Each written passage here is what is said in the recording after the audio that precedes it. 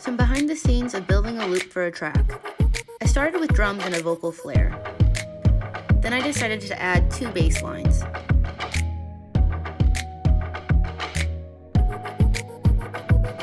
Was pretty happy with how that sounded.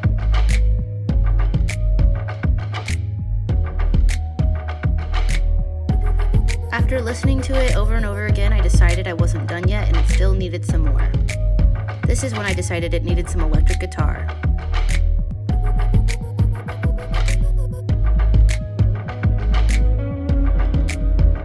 The electric guitar adds some nice detail.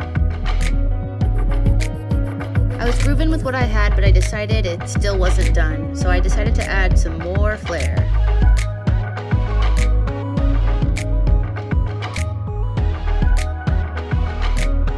I was happy with the results. What do you think?